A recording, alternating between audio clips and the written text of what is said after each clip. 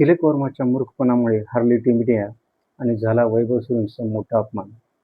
असाच एक मूर्खपणा केला होता जितेश शर्माने एमर्जिंग एशिया कपमध्ये.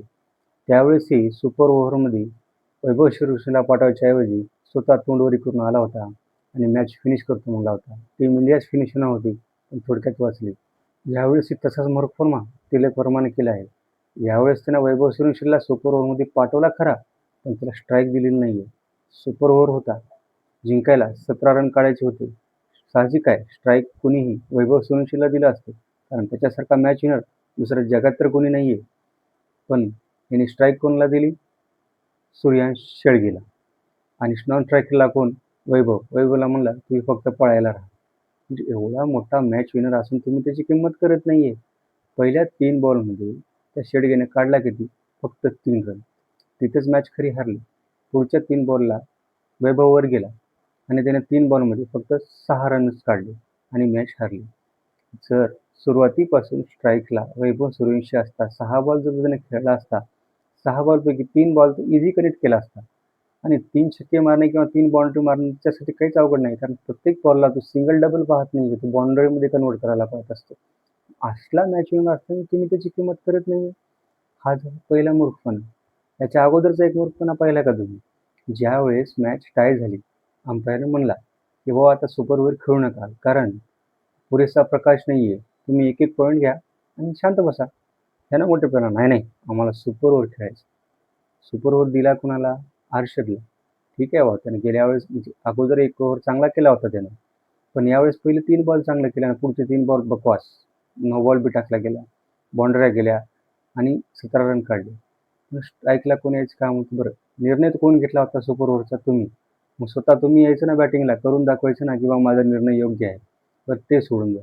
वैभव सूर्यवंशीला तुम्ही स्ट्राईक दिली नाही, ते सोडून द्या. प्रभास सिमरन सिंग IPL गाजवलेला ओपनर होता.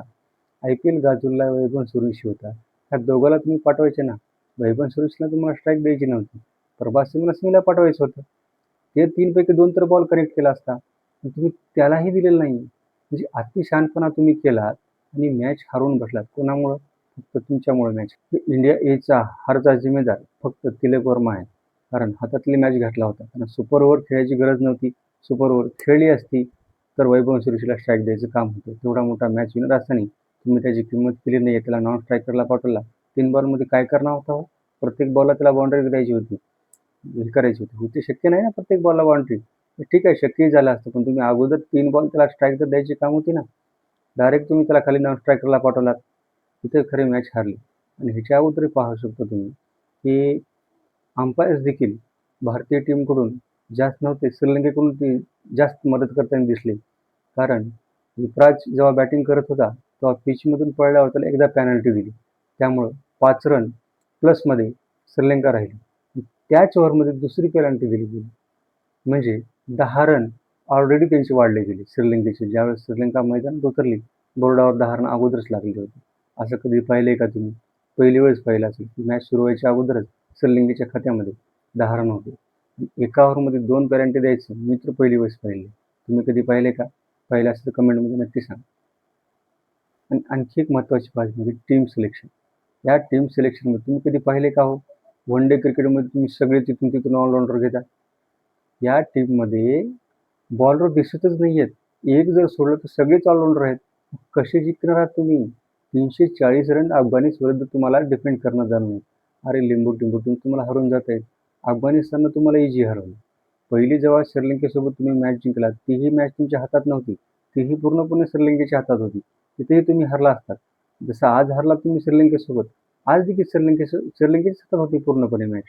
शेवटी ते सुपर ओव्हर टाय झाली मॅच, म्हणून सुपर ओव्हर झाला. नंतर ही मॅच तुमच्या हातात नव्हती. तुमच्यापाशी बॉलरच नाही आहेत आणि जे बॅट्समन आहेत ते पण व्यवस्थित खेळत नाही आहेत. त्यामुळं टीम सिलेक्शन व्यवस्थित नाही आहे. तुम्ही सगळे ऑलराऊंडर भरले आहेत. ठीक आहे, T20 नाही आहे सगळे ऑलराऊंडर घ्यायला. तुमच्यापाशी नेमके 3 तर बॉलर पाहिजेत ना व्यवस्थित. एकच बॉलर खेळत आहे, तेही तुमचा बॉलर चालत नाही आहे. मग तुम्ही काय 350 नाही 400 रन करा, डिपेंड नाही होणार. त्यामुळे टीम सिलेक्शन मोठा प्रॉब्लेम आणि त्याच्यामध्ये कॅप्टनशिप तुम्ही तिलक वर्माला दिली, हे पण पटलेलं नाही. कारण ऋतुराजसारखा अनुभवी असताना तुम्ही तिलक वर्माला काय म्हणून दिलं? दिलं तर दिलं. काय करतोय तू? जे मॅच एक एक पॉईंट भेटला असता, ते मॅच तुम्ही हारून टाकली. कारण सुपर ओव्हर खेळायचा निर्णय अंपायरचा नव्हता, फक्त तिलक वर्माचा होता. म्हणजे हारचा जिम्मेदार फक्त तिलक वर्मा आहे.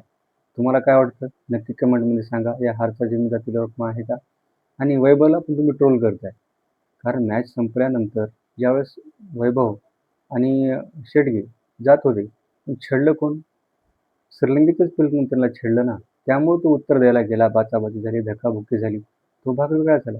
आणि इकडे म्हणतायत की त्यानं बोलायचं नव्हता, त्यानं हात लावायचा नव्हता. अरे तुम्ही समोरचे प्लेयर तुम्हाला बोलतायत, ऐकून घ्यायचं का? पहिलेही ऐकून घेतले, आताही ऐकून घ्या. तुम्ही काही बोलणार, ऐकून घ्यायचं. याच्यात चूक वैभव सूर्यवंशी नव्हती, चूक श्रीलंकन प्लेयरची होती. वैभव सूर्यवंशीनं त्यांना सडेतोड उत्तर दिलं आहे. वैभव सूर्यवंशीसाठी वेल डन. तुम्हाला काय वाटतं? वैभव सूर्यवंशीची चूक होती की नव्हती? वैभव सूर्यवंशीने केलं ते बरोबर आहे का? कमेंटमध्ये नक्की सांगा.